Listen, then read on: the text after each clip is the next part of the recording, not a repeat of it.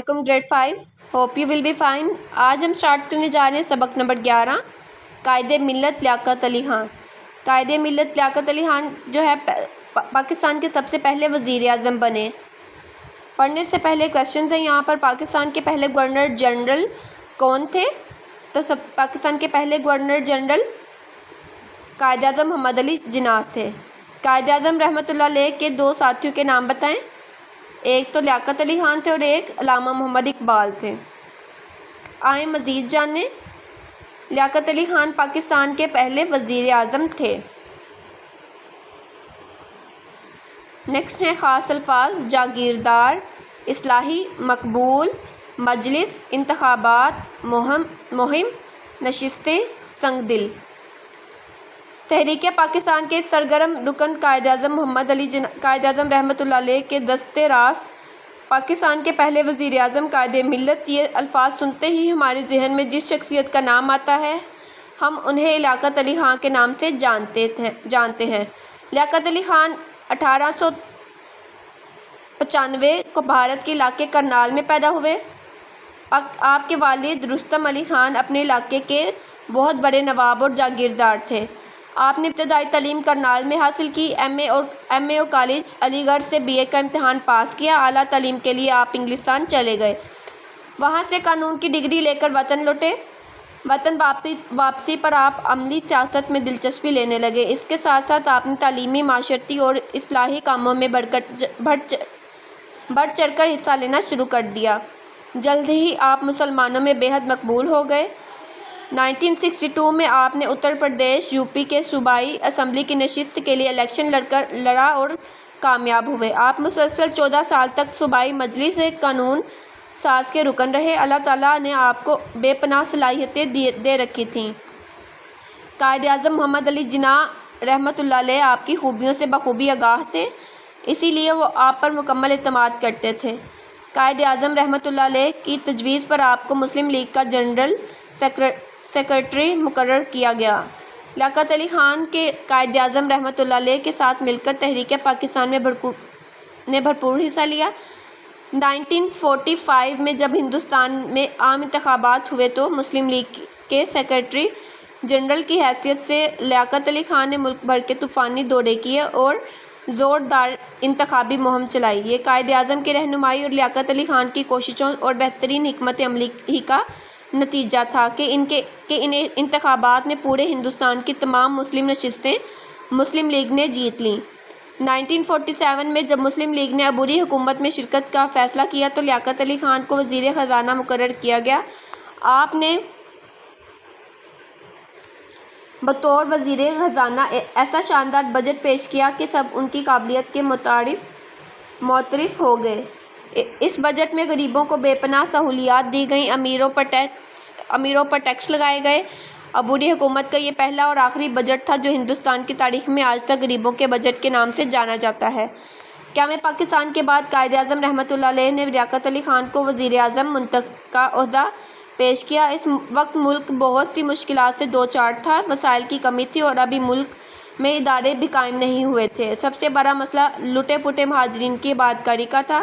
قائد ملت نے اپنی خودداد صلاحیتوں اور شبانہ روز کوششوں سے ملک کو ان سب مسائل سے نکال لیا۔ قائد ملت ہندوستان میں بہت بڑی جاگیر کے مالک تھے۔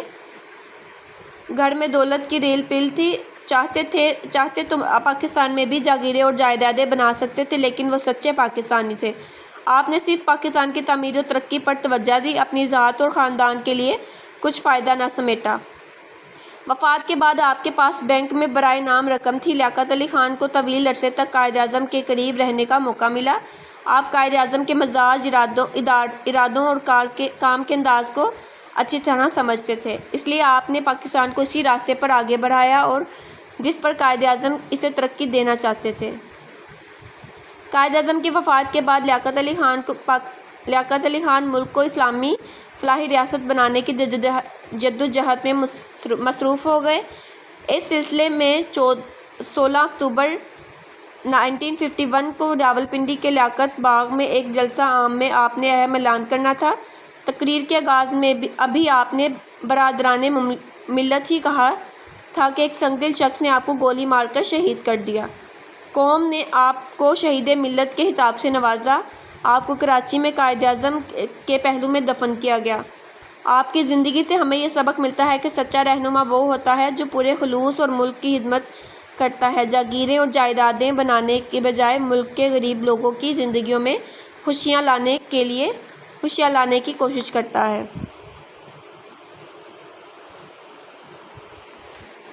دیے ہوئے الفاظ کے معنی سمجھیں۔ جاگیردار، زمینوں کا مالک یا زمیندار۔ مقبول، پسندیدہ یا ہر دل عزیز۔ جلسہ، اجتماع یا تقریب۔ سنگدل، ظالم یا بے رحم۔ عہدہ، افسری یا منصب۔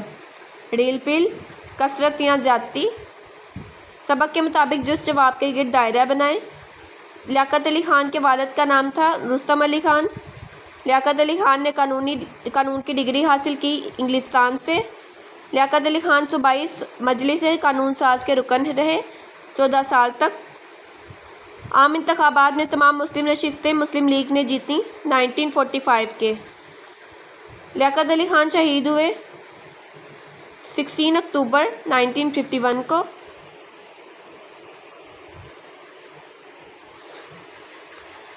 سبق کے مطابق درست جواب چن کر خالی جگہ پر کریں۔ قیام پاکستان کے بعد قائد اعظم نے لیاقت علی خان کو وزیر اعظم کا عہدہ پیش کیا۔ قوم نے لیاقت علی خان کو شہید ملت کے خطاب سے نوازا۔ لیاقت علی خان کو کراچی میں قائد اعظم کے پہلو میں دفن کیا گیا۔ 1926 میں لیاقت علی خان نے اتر پردیش کی صوبائی اسمبلی کی نشست کے لیے الیکشن لڑا اور کامیاب ہوئے۔ نیکسٹ ہیں دیے ہوئے سوالوں کے جواب لکھیں۔ اسٹوڈنٹ یہ آپ کا کاپی ورک ہے، یہ آپ کاپی پہ کریں گے۔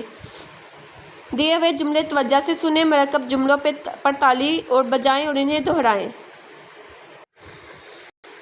گوہر نے گھر آ کر کپڑے تبدیل کیے اور سونے چلی گئی۔ یہ مرکب جملہ ہے۔ مالی نے کیاری میں پودے لگائے، یہ مرکب جملہ نہیں ہے۔ احمد نے کتاب پڑھی، یہ بھی مرکب جملہ نہیں۔ اختر دفتر نہیں گیا کیونکہ وہ بیمار ہے، یہ مرکب جملہ ہے۔ تم بہت جلد باز ہو، ہر کام میں جلدی کرتے ہو، یہ بھی مرکب جملہ ہے۔ علی کل لاہور جائے گا، یہ مرکب جملہ نہیں ہے۔ نیکسٹ ہیں دیے ہوئے جملوں کو زمانے کے مطابق تبدیل کر کے لکھیں۔ فعل ماضی، فعل حال، فعل مستقبل۔ ماضی، مثال کے طور پر میں آپ کو ایک جملہ بتاتی ہوں، باقی آپ لوگ خود کریں گے۔ استاد نے بچوں کو شاباش دی، فعل حال میں آئے گا۔ استاد بچوں کو شاباش دیتا ہے، فعل مستقبل میں آئے گا۔ استاد بچوں کو شاباش دے گا۔ نیکسٹ ہے دیے ہوئے الفاظ کو جملوں میں اس طرح سے استعمال کریں کہ ان کے معنی واضح ہو جائے۔ یہ بھی آپ کا کاپی ورک ہوگا انشاءاللہ، یہ بھی آپ ویڈیو میں دیکھ لیں گے۔ نیکسٹ ہے عددی ترتیب۔ اوپر دیے ہوئے جملے چیزوں کے درجے اور ترتیب کو ظاہر کر رہے ہیں، اسے عددی ترتیب کہتے ہیں۔ میں 5ویں جماعت میں پڑھتا ہوں، آج 9واں روزہ ہے۔ یہ بھی آپ کا کاپی ورک ہے، یہ بھی آپ کاپی پہ کریں گے۔